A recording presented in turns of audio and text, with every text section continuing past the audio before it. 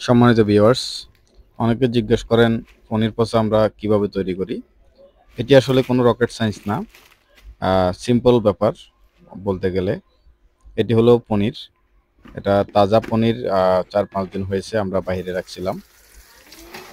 এরপর আমরা এটিকে ভালোভাবে ধুয়ে নিব। ধোয়ার কারণটা হলো এখানে ভিনেগার থাকতে পারে। ভিনেগারের কারণে আপনার পনিরটা পচতে অনেক লেট হয়, যার কারণে আমরা এখানে ভিনেগার ইউজ করব। পানি দিয়ে ধুয়ে ফেলবো ভালো করে।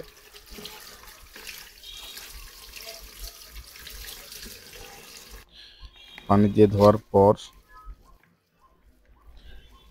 ধোয়ার পর এরপর আমরা হাত দিয়ে ভালোভাবে এটিকে ম্যাশ করে নেব।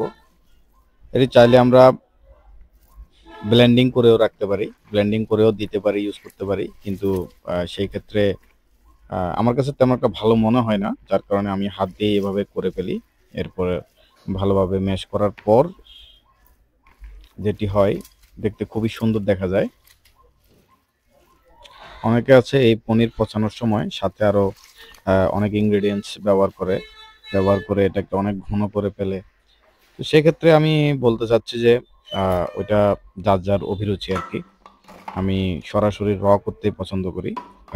গত বছর বর্ষায় আমি এই ধরনের করেছিলাম।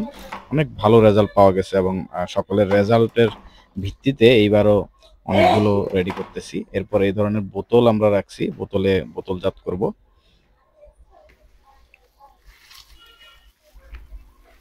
আর কিছুদিন পরেই বৃষ্টির সিজন। বৃষ্টি অলরেডি হালকা হালকা পড়তেছে।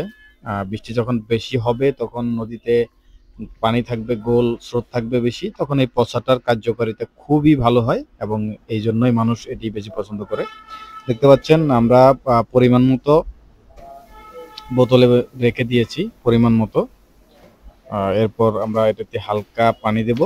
পানি দিয়ে মোটামুটি ৫ থেকে ৭ দিন রাখার পর এটা মোটামুটি লেভেলে পৌঁছে যায়, কিন্তু কখনো কখনো আরো বেশি সময়ও লাগতে পারে। তবে যত লেইটে ইউজ করা যায় তত ভালো মানের পনির পাওয়া যায় আর কি। দেখতে পাচ্ছেন বোতলজাত করা হয়ে গেল আমাদের। তো এই তো, যদি কোনো প্রশ্ন থাকে কারো অথবা কোনো ভুল ত্রুটি থাকে জানাবেন, প্রশ্ন থাকলে জানাবেন। এটা আমি যথেষ্ট তথ্য দিয়ে সহযোগিতা করার চেষ্টা করব। ধন্যবাদ সবাইকে।